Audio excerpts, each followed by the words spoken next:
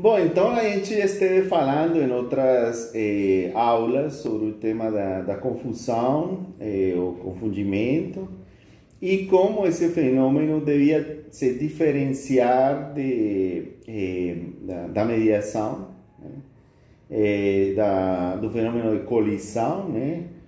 Entendendo que se a gente, por exemplo, ajustar por um mediador, a gente estaria explicando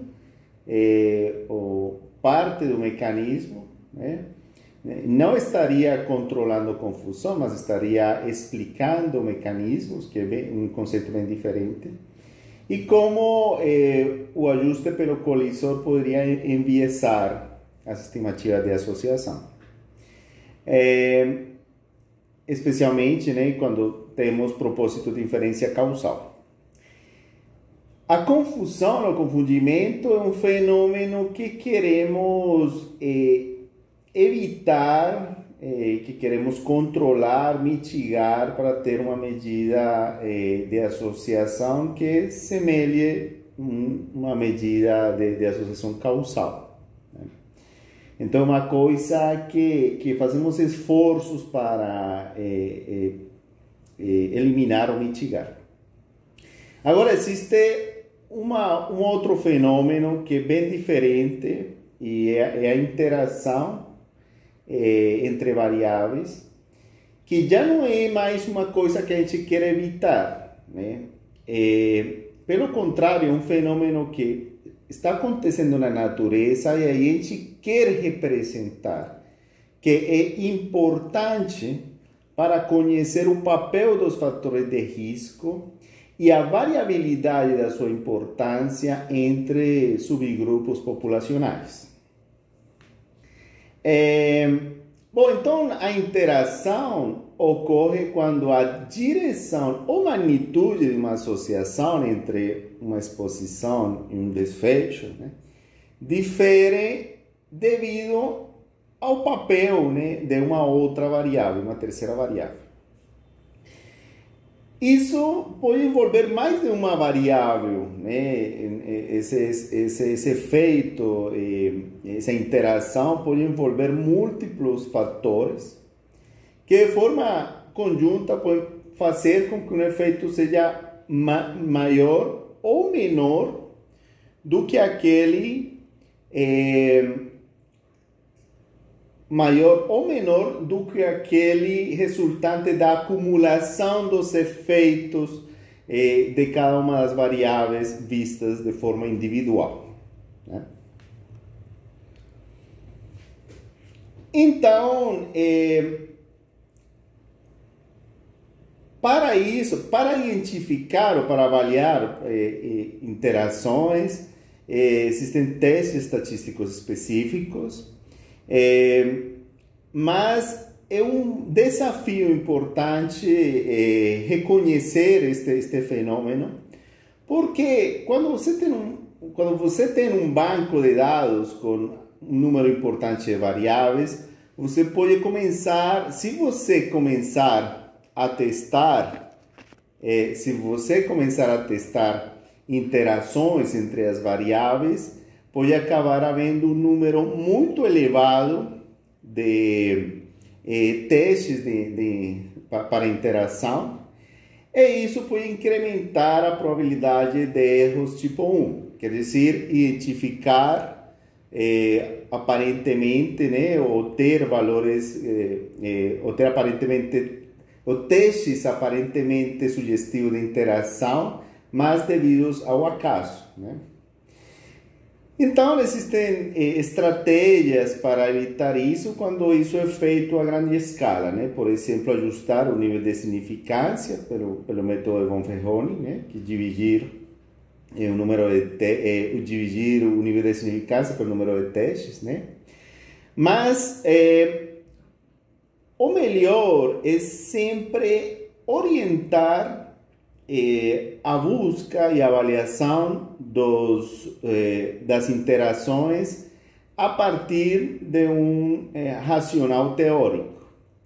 Então, o mais recomendável é você testar interações que sejam biologicamente plausíveis, né, que sejam de interesse para epidemiológico, né, de interesse para a saúde pública, e evitar começar a caçar, né, a procurar indiscriminadamente fenômenos de interação, né? Mas o que é interação, né? Vamos ver, então, com alguns exemplos práticos, o que seria interação. Para isso, devemos entender o conceito do valor esperado em ausência de interação. Então, se a gente, por exemplo, tem dois fatores de risco para um desfecho, e podemos calcular então a incidência de algum evento de interesse segundo cada um dos valores desses fatores de risco, né? Então a gente poderia calcular uma incidência, uma frequência de um evento em ausência dos dois fatores. Aqui, por exemplo, temos um caso hipotético onde vamos assumir que em ausência dos dois fatores temos um risco de base de 3 por 1000, por exemplo, né? Poderia ser 3 por 100 mil, 3 por 1 milhão, né? Mas vamos falar de 3 por 1000 habitantes. Quando o fator A está presente na ausência de B, se observa um aumento para 15 casos por 100 mil, ou por 1000 pessoas, dependendo do denominador populacional, mas passaria de 3 para 15, indicando um risco relativo de 5, né? Se multiplica por 5. Já em ausência de A, o fator B estaria associado a um aumento para 9, né? Então teria um risco relativo de 3 neste caso.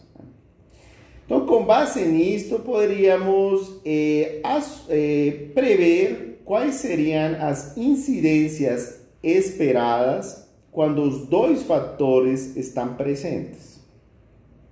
Então, qual seria a incidência esperada aqui? 45 seria um valor esperado se aplicarmos os riscos relativos, né, o efeito multiplicativo desses fatores. Né? Então, se o fator A multiplica por 5 e o fator B multiplica por 3, então 3 vezes 5, então a gente esperaria que os dois fatores, a presença dos dois fatores multiplicasse por 15. 3 por 5, 15.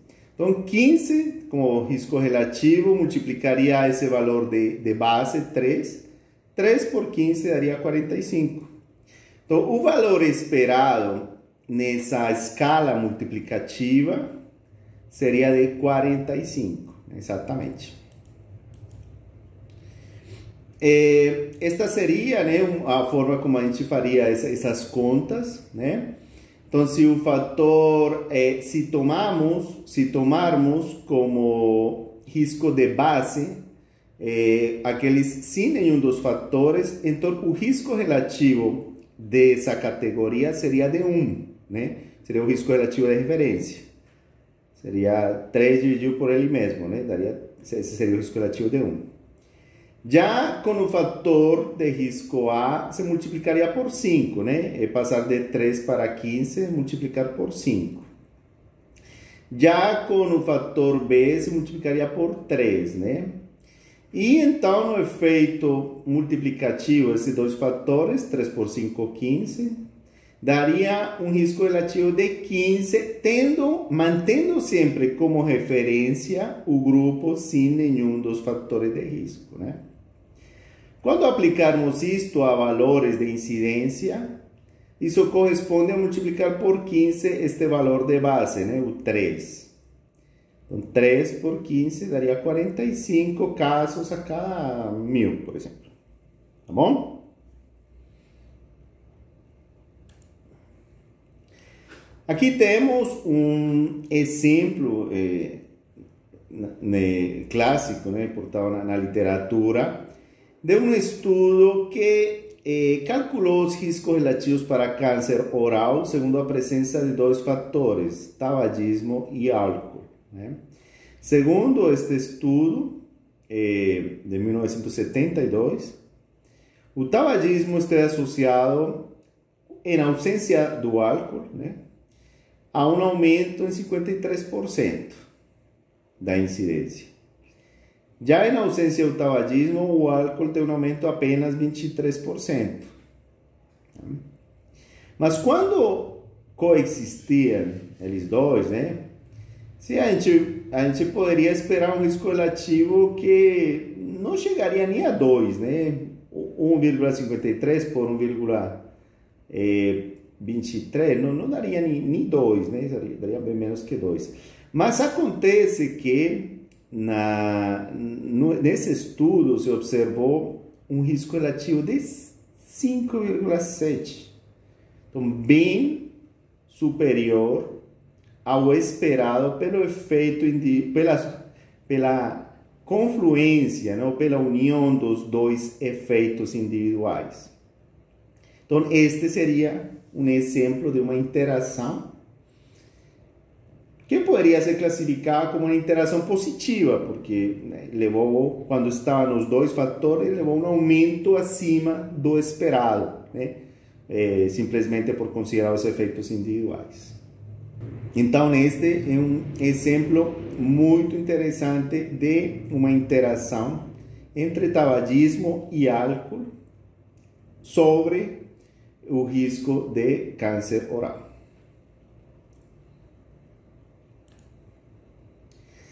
Então, as contas que a gente estava fazendo agora estão baseadas em assumir que o valor esperado se acumula de forma multiplicativa, né? Multiplicando os efeitos desses fatores. Então, aqui neste exemplo hipotético, imaginem que existe um grupo de referência que tem um risco relativo de 1, né? Quando ele se compara com ele mesmo, dá 1. Com um fator A, se multiplica por 2, né? Aumenta, passa para o dobro. Com um fator B, passa para 3 vezes o valor de referência. Então, nesse caso, o valor esperado seria 2 vezes 3, né? Ou 3 vezes 2. Isso daria 6. Então, A por B daria 6. 6 seria, então, esse valor seria, então, o valor esperado na escala multiplicativa em ausência de interação. Se houver, quando eu comparar o grupo, quando eu comparar o grupo que tem os dois fatores, houver um risco que supere esse valor esperado, então essa diferença, né, seria então atribuível a um fenômeno de interação, ou seria o efeito de interação na escala multiplicativa. Ok? Existe, no entanto, outra abordagem metodológica que se considera complementária para avaliar interação, e é avaliar o que seria esperado se os efeitos não se multiplicam, mas se adicionam. E então temos o que se conhece como a escala aditiva. Então, nesta situação,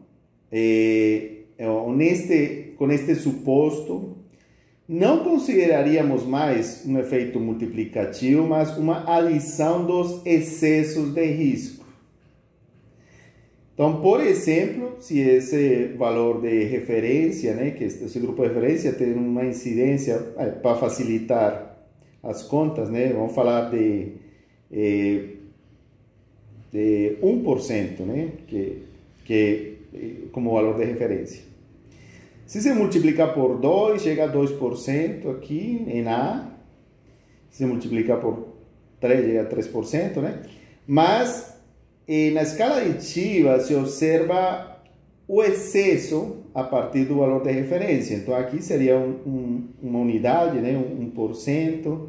Aqui seria 3%. Ou em escala de risco relativo, seria uma unidade a mais e 2 unidades a mais, né? Isso pode ser feito com os valores, comparando as incidências, né? Ou comparando o risco relativo de cada categoria.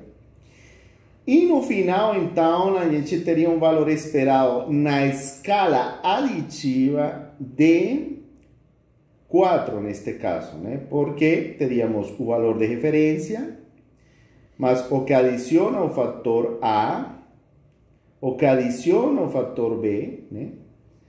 Isso chegaria a 4 neste grupo que tem os dois fatores, A e B. Então, nesse grupo com os dois fatores, o valor esperado na escala aditiva não é mais o 6 que a gente viu na escala multiplicativa, agora é 4.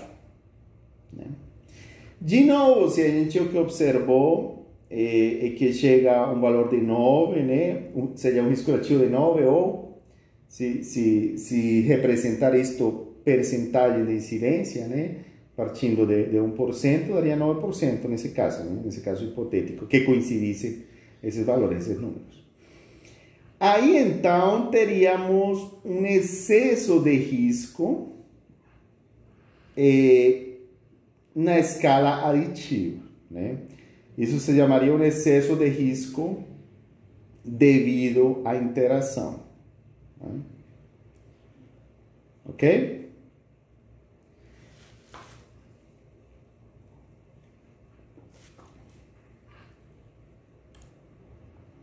Bom, pergunto para você, nesta figura de exemplo, aí está sendo representado um efeito de interação em qual escala? É aditiva, muito bem, né? Você está somando esses dois efeitos e o de base, e aí o que sobra seria o excesso atribuível à interação nessa escala, né? Aditiva. Bom, como que a gente representa isso? Como que a gente compara? Como que a gente avalia isso, né? Primeiro, existem várias formas de comparar, de identificar e de apresentar os resultados. Por exemplo, esta é uma forma que Van der Wiel chama de não informativa, de menos informativa, e é calcular o risco relativo, neste caso, por exemplo, aqui neste caso temos o efeito está sendo apresentado, né, a associação entre a asbestose e uma patologia, por exemplo, câncer de pulmão, né, ou respiratório. E está sendo comparado o risco relativo em fumantes e não fumantes. Isso por estratos separados. Em ausência de interação, eu esperaria que este risco relativo sejam bem parecidos. Em ausência de interação, né? Esta é considerado que uma apresentação não informativa, né? Realmente menos informativa, porque nós estamos tendo uma relação entre a primeira e a segunda linha, né? A gente não sabe qual das duas linhas está tendo maior ou menor incidência, né? Então, esta forma de apresentar não é muito informativa, não é muito recomendada. Esta, utilizando os mesmos dados, né, é uma forma que é considerada mais informativa, né, onde a gente escolhe uma única categoria de referência, né, que seria aqueles que não têm nenhuma das exposições. Aí, contra esse, a gente compara cada uma das 3 categorias. No anterior, a gente, em cada linha, a gente tinha uma referência, então comparando asbestoses contra não asbestoses, em não fumantes, e a mesma coisa em fumantes. Mas aqui estão integradas todas as comparações, tendo como referência aquele que não está exposto, né, o grupo que não está exposto a nenhuma ou a nenhum desses fatores de risco.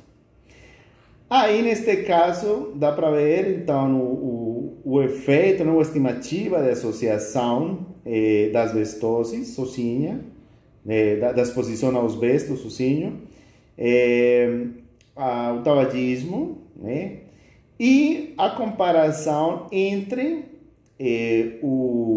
a categoria que tem nas duas exposições e a referência, né? Aqui acontece que na escala multiplicativa eu poderia observar que eu esperaria um risco relativo de quanto? Aqui 6 por 8,5 mais ou menos, dá um valor, né? Isso dá quase mais de 50, né? Mais ou menos. Isso vai dar mais de 50. E está sendo observado 40.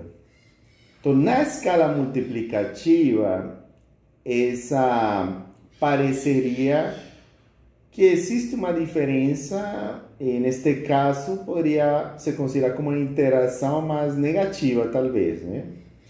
No entanto, quando temos assim valores tão grandes, às vezes é um problema de falta de precisão, e por isso é que algumas diferenças entre o esperado e o observado podem ser erros aleatórios. Então, por isso que é importante acompanhar isto com provas de hipóteses também, né? Calcular intervalo de confiança e valores de P para testar, né, se existe realmente algum fenômeno de interação. Bom, então, como testamos se existe ou não existe interação? Uma forma é com uma análise estratificada. Então, neste exemplo, utilizando aqui a sintaxe de Stata, calcular o risco relativo. Por exemplo, aqui temos um desfecho, que é a presença de hematêmesis, uma variável, uma exposição, que é ser criança menor de 15 anos, né? E a gente pode colocar aqui vírgula by sexo, que seria a variável, uma variável que a gente com a qual a gente estabeleceria estratos, né, para obter estimativas separadas, né, segundo esta variável, né? Desta forma, aqui a gente teríamos uma estimativa desta associação entre idade e hematêmesis em mulheres e em homens. E podemos avaliar o risco relativo em cada subgrupo e determinar se são diferentes, né? Avaliar se são diferentes. Dá para ver que as diferenças são pequenas, né? De fato, os intervalos de confiança ficam muito sobrepostos, né? Superpostos. Mas a avaliação objetiva é com o teste de homogeneidade. Então, este teste avalia a probabilidade de encontrar estas diferenças sob a hipótese nula de que essas medidas de associação são iguais, né? Então, quando este teste dá um valor baixo, um valor de P muito pequeno, sugeriria então que existe uma interação, né? Ou seria pouco compatível com a ausência de interação, né? Seria outra forma de interpretar. Neste caso, vemos que são bem parecidos e o valor de P é bastante alto, né? 0,85, sugerindo então que não existe nenhuma interação entre idade e sexo sobre o risco deste desfecho. Também podemos fazer a mesma coisa, mas não com risco relativo, mas com odds ratio. Em Stata podemos utilizar este comando CC para fazer essa análise estratificada. Aí de novo teríamos uma medida de associação, nesse caso odds ratio para cada um dos estratos de sexo, né? E o teste de homogeneidade dá um valor muito similar, né, ao observado anteriormente, sugerindo que não existe uma diferença entre essas medidas de associação, né? Isto é interessante porque então podemos pensar que numa situação destas poderíamos ter uma medida combinada entre eles, né? Quando a gente obtém uma medida combinada ou ajustada, se não está sendo especificada um termo de interação, né? A gente está assumindo que não existe interação. Aqui neste caso, então, fica claro que não existe uma interação e, portanto, podemos calcular esta medida combinada, né? Combinar esses dois extratos, assumindo que é uma medida única, entendendo que é uma medida única. Bom, a única diferença entre este comando anterior é que em Stata também, bom, além da medida de associação, que em Stata também apresenta um valor de P para esta medida combinada, que é uma coisa que não aparece com CS. Bom, outra forma de... Bom, neste ponto, eu acho importante refrisar uma distinção, falar de uma distinção que é feita frequentemente na literatura, e é entre modificação de efeito e interação. É uma questão conceitual com aplicações práticas, né? Quando a gente fala de modificação de efeito, quer dizer que estamos interessados em avaliar apenas uma exposição e queremos saber se essa exposição é modificada por algum outro fator. Mas não estamos interessados em saber o efeito, ou estimar o efeito do outro fator, que seria apenas modificador de efeito ou do efeito que queremos estimar. Já quando falamos de interação, aí queremos saber os efeitos de cada um dos fatores e estimar como se afetam, se modificam um com o outro, com a presença do outro, né? Ou como um afeta o outro e de forma, no sentido recíproco também, né? No sentido nas duas vias, né? Então, na interação, o efeito das duas exposições são igualmente de interesse para a pesquisa. Qual seria a implicação prática disso? A implicação prática disso é que se eu quero avaliar apenas modificação de efeito, aí quando eu escolher, por exemplo, covariáveis de ajuste, eu apenas vou estar interessado em aquelas que poderiam ser fatores de confusão ou confundimento para aquela medida, para aquela exposição do meu interesse. Já quando é interação, eu vou ter que estar atento a fatores que possam causar confusão ou confundimento nos dois fatores, nas duas exposições. Essa é talvez a principal implicação prática desta distinção, né? Que pode ser importante porque pode determinar a inclusão de mais ou menos variáveis, né, durante essa análise. Quando é que eu poderia estar apenas interessado em uma modificação de efeito? Quer dizer, quando é que eu poderia estar interessado apenas em como se modifica o efeito de uma única variável, né? Existem, na verdade, várias situações, né? A princípio, a gente pode pensar que eu gostaria de saber, né, os efeitos de todas as variáveis, etc. Mas isso nem sempre é prático, né? E às vezes, conceitualmente, pode causar problemas também, né? Um exemplo onde claramente é bem mais importante avaliar, focar no efeito de uma exposição é nos estudos experimentais, em ensaios clínicos, onde eu quero saber se um medicamento ou uma intervenção funciona e se esse efeito não varia dependendo do subgrupo de pacientes.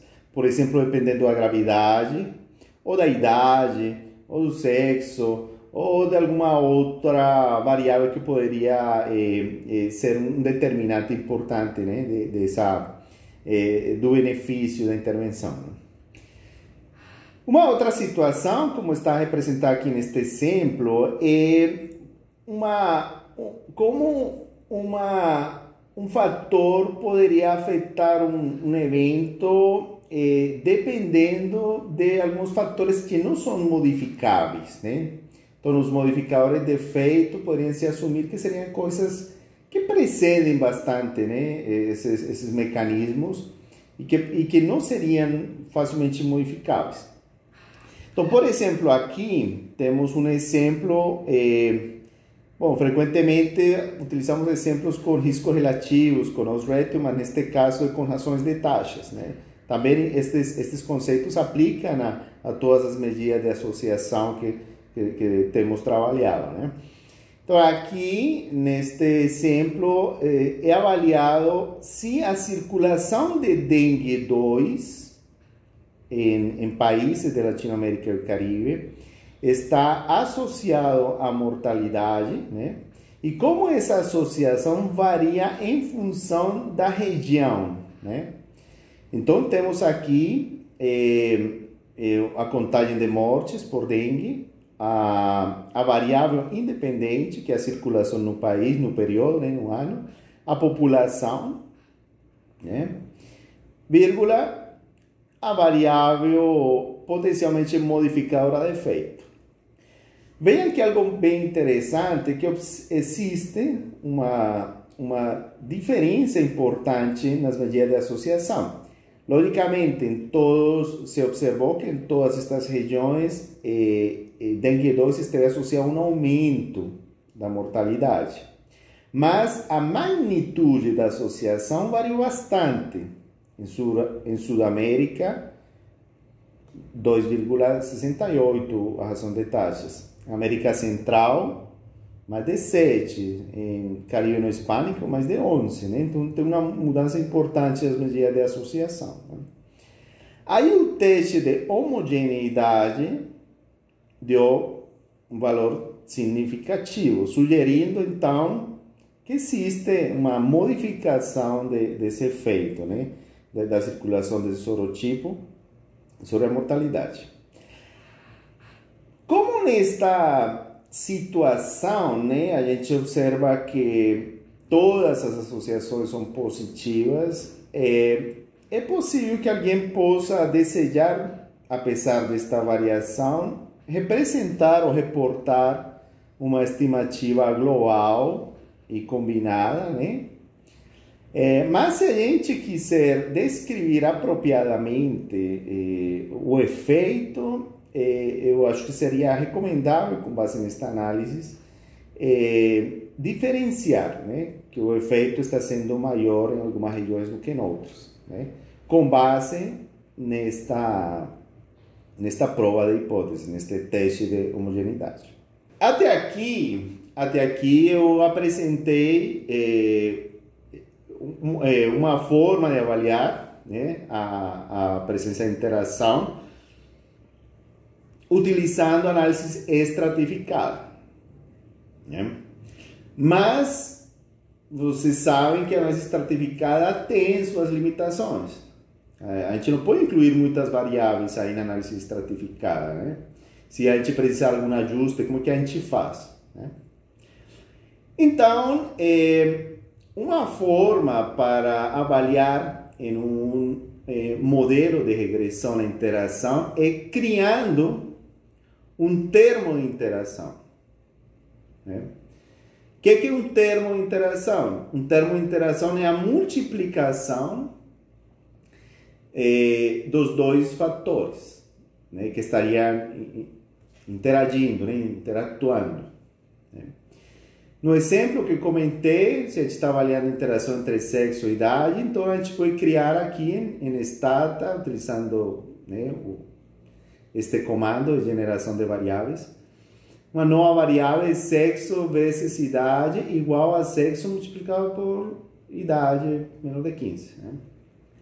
Isso é interessante porque é possível, então, dessa forma, não apenas avaliar fatores dicotômicos, mas também variáveis quantitativas. Né? Uma variável contínua poderia ser avaliada com uma variável dicotômica. Né? Isso é uma coisa interessante. Mas, bom, o que a gente faz com esse termo? Esse termo simplesmente é adicionado como mais uma variável independente no modelo de regressão. Então, aqui, nesta regressão binomial, né, teríamos uma variável dependente no desfecho, neste caso dicotômica, né, os fatores que a gente está avaliando e o termo interação. E poderíamos incluir variáveis de ajuste que seriam pertinentes para controlar confusão. Né? Mas aqui não inclui mais porque vamos focar, né, neste termo, né? Neste fenômeno de interação. Vejam o seguinte, uma coisa é que o resultado, né, um modelo múltiplo, onde aparece o efeito da variável independente das duas e o efeito do termo de interação. Isso aqui, este modelo, isolaria ou mostraria então o efeito da idade, né, o efeito do sexo, né, e o efeito adicional quando as duas estão presentes, quando os dois fatores estão presentes, quando os dois são iguais a 1. Né? Veja que quando eu multiplico uma variável que é 0 e 1, vai dar 1 apenas quando as duas são iguais a 1. Então, isso aqui vai mostrar o efeito, né, ou por quanto se multiplica o risco, além dos efeitos dessas duas, por quanto se multiplica por conta da interação. Se esse valor, neste caso um risco relativo, né? Mas se é o valor nulo, quer dizer que não existe nenhuma interação. Né? E o valor de P para esse termo equivale ao teste de homogeneidade. De fato, vejam aqui este 0,84. Se a gente utilizar a análise estratificada, que seria esta aqui, né, que a gente já apresentou, o valor de P do teste de homogeneidade é o mesmo. Então, esse seria uma forma de avaliar se existe ou não existe interação entre essas duas variáveis sobre o desfecho. O que a gente reporta? O recomendável é reportar uma medida na escala multiplicativa e uma medida na escala aditiva. Isso é o mais recomendado quando a gente tem como objetivo na pesquisa, né, avaliar a interação entre fatores sobre um desfecho de interesse. A medida utilizada na escala multiplicativa é o que se conhece como razão de riscos relativos. Né? O que é isso? Por exemplo, voltando ao nosso exemplo, lembrem que a gente esperava, né, no fator A e no fator B, a gente esperava um risco relativo de 6, né? Mas a gente observou um risco relativo de 9. Então, a razão de riscos relativos é simplesmente pegar esse 9 e dividir por 6. O risco relativo observado na categoria que tem os dois fatores, dividido pelo risco relativo esperado. Né? O observado dividido pelo esperado. Aqui, 9 dividido por 6, né? 2 vezes 3. Né? vai dar 1,5. Então a fórmula é esta. O risco relativo, quando dois fatores estão presentes, dividido pela multiplicação dos riscos relativos de A em ausência de B e de B em ausência de A. Né? Esse seria, então, a razão de riscos relativos. No modelo múltiplo, isso equivale a este valor. Esse risco relativo que apresenta aqui, do termo de interação, realmente vocês devem reportar como razão de riscos relativos dessas duas variáveis. Ou, se vocês quiserem colocar como risco relativo como está aqui, tem que ficar bem claro que é o risco relativo do termo de interação tal. Né? Pode falar também dessa forma, mas o mais recomendado é falar que essa é a razão de riscos relativos, né? Que seria a medida para avaliar na escala multiplicativa. Se esse valor inclui o valor nulo, então não teria uma interação nessa escala multiplicativa. Agora, o que a gente reporta na escala aditiva? A gente reporta na escala aditiva o que se conhece como excesso de risco relativo devido à interação, ou REDI, siglas em inglês. É o excesso de risco relativo associado à interação, devido à interação. Como é que a gente calcula isso? Veja na figura, como que a gente calcula? Só olhando a figura a gente pode deduzir já. Se tivermos que o risco relativo na escala aditiva seria esperado que seja de 4, né? Aí o excesso seria de 4 para 9, né? Seria 5. Então, realmente, uma subtração que a gente tem que fazer, né? Então, qual seria a fórmula para operacionalizar isso? Então, a forma é a seguinte. A gente pode pegar o risco relativo total, 9, né? Subtrair este risco relativo de B, subtrair este risco relativo de A, né? Para tirar esses excessos, né? Só que a gente acaba subtraindo duas vezes este valor de referência. Então, por isso, a gente adiciona 1, né? Para ajustar isso, para controlar esse probleminha. Então, basicamente é isso. Neste caso, seria 9 menos 2, menos 3, mais 1 dá 5. Essa é a fórmula. Outra forma de ver seria, bom, qual seria o valor esperado? Seria a somatória destes dois diminuindo 1 também, né? Seria 2 mais 3 menos 1, então dá 4. Seria isso. E a gente subtrair tudo isso, então aí o que está somando passa a subtrair e o que estiver com signo negativo passa positivo, tudo. Fica nesta mesma fórmula, né? Então, essa é a fórmula para calcular o excesso de risco devido à interação. Como eu interpreto esse 5? Eu interpreto esse 5 como está baseado em riscos relativos, né? Eu falo que o risco relativo observado tem 5 unidades, né, acima do esperado na escala aditiva, né? Mas a medida realmente se chama REDI, né? O excesso de risco relativo devido à interação.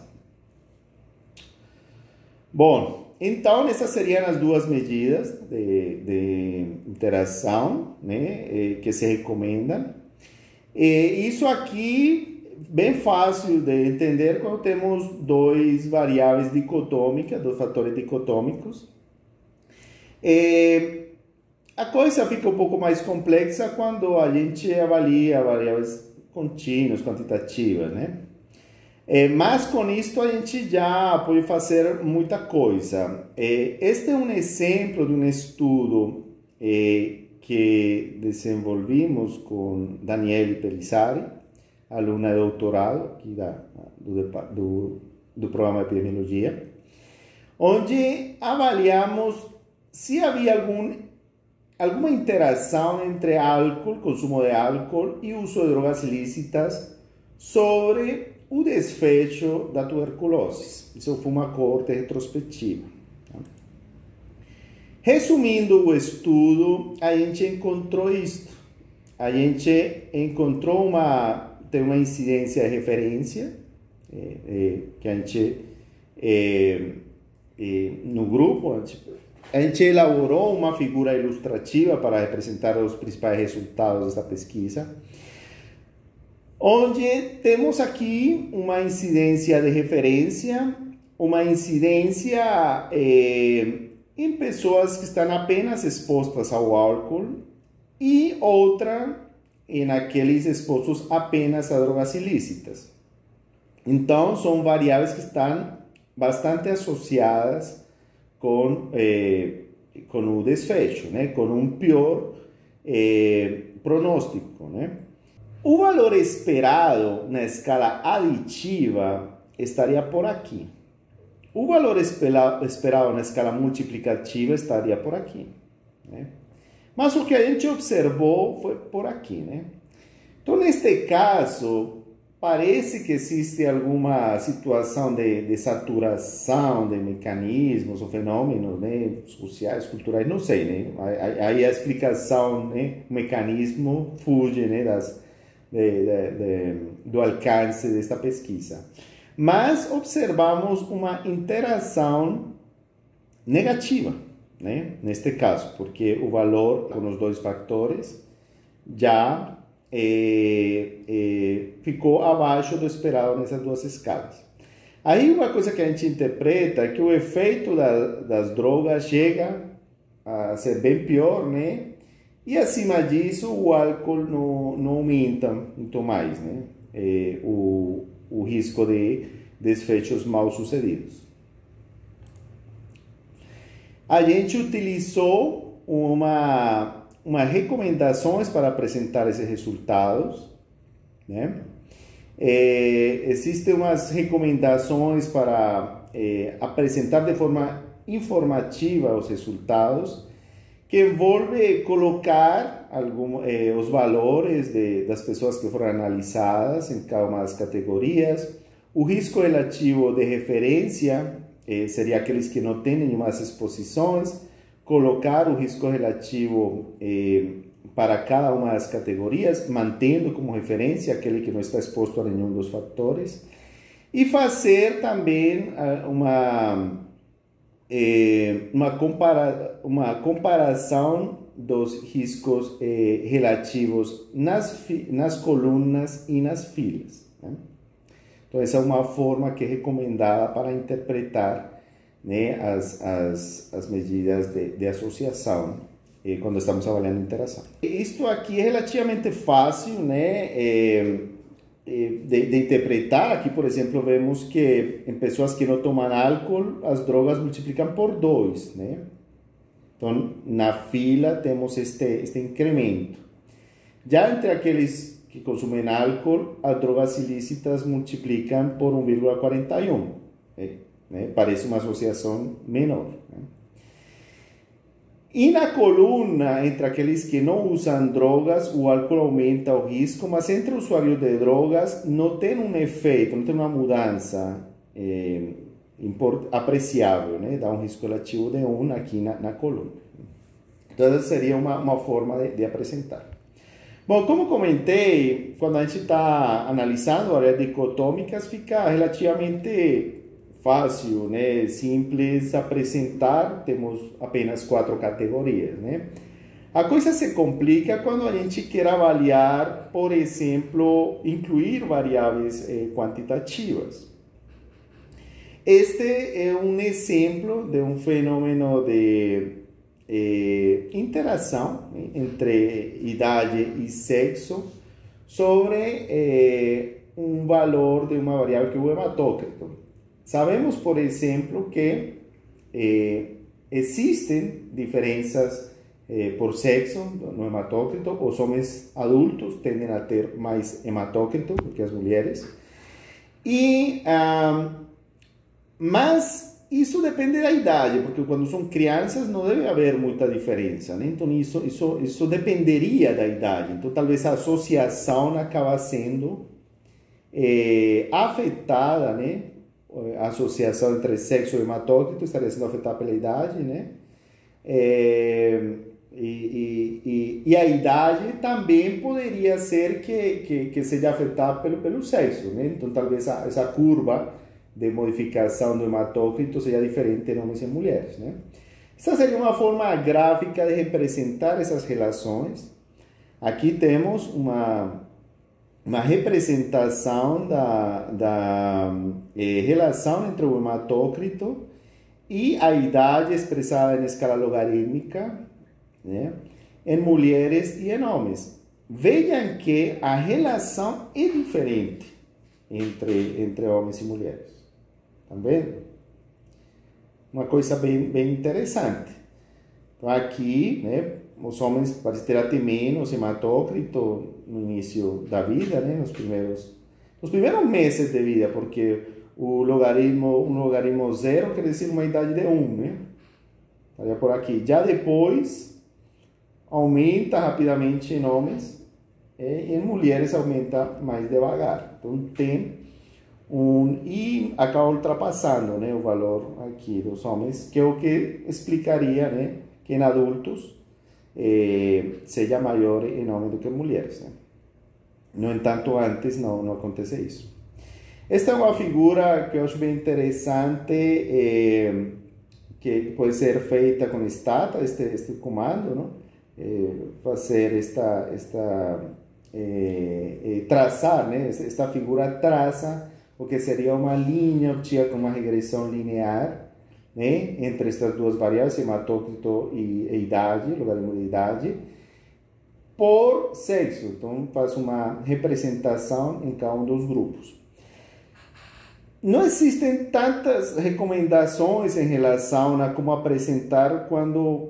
Eu não conheço muita recomendação em relação a como apresentar quando existem variáveis quantitativas, né, mostrar esses resultados.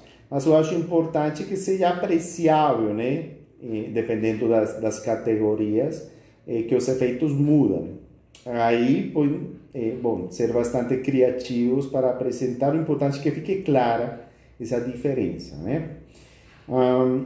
Como é que a gente testaria isso numa regressão? Como comentei, uma opção seria incluir o termo de interação. Um termo de interação. Em Stata, a gente pode fazer automaticamente uma avaliação da interação com esta sintaxe. As duas variáveis são sexo e ln, idade. Então, a gente pode colocar C ponto, a variável, estes sinais, acho que chamam jogo da vela, uma coisa assim. Hashtag, né? C ponto, logaritmo da idade, e aí ele calcula para cada fator o coeficiente e o termo de interação. Não precisa criar uma variável, esta é uma outra opção. Eu prefiro criar a variável de interação, mas quem não quiser tem também esta opção que eu queria mostrar para vocês também. Tem esta opção. Aí obtemos estes resultados, né? Vejam uma coisa, este termo de interação que equivale a quê? Equivale a multiplicar sexo por esta variável de idade, né? Ela acaba sendo zero nas mulheres, sempre. Porque multiplicar zero pela idade vai dar zero, né? E em homens acaba subindo com a idade, né? Então, ela representaria o adicional de efeito em homens, né? Então, aqui, por exemplo, teríamos que, quando o valor de todas as variáveis é zero, né, ao nascer é 41 de hematócrito, os homens têm menos nesse momento e vai aumentando 0,67 nas mulheres. Já nos homens, aumenta esse 0,67 mais este valor, né? Então, nesse termo interação, que aumenta apenas nos homens, porque foi zero nas mulheres, né? Está mostrando esse adicional quando são homens, né? Então, esse seria uma forma de avaliar interação quando temos uma variável quantitativa. Também pode ser feito com duas variáveis contínuas, né? O termo interação. Aí já a representação fica um pouco mais complexa, porque precisaria ser um plano, né? Plano tridimensional aí para explicar essa relação, né? Fica um pouquinho mais complexo. Mas bom, gente, como comentários finais, a gente, como temos promovido, né? É importante colocar no papel, né? Num desenho claro, num marco conceitual, as relações que queremos pesquisar e o conhecimento existente sobre o fenômeno que quer ser pesquisado, que quer ser avaliado, né? Dessa forma, podemos identificar quais são as variáveis relevantes para ajuste e quais não, né? Dependendo dos propósitos do estudo.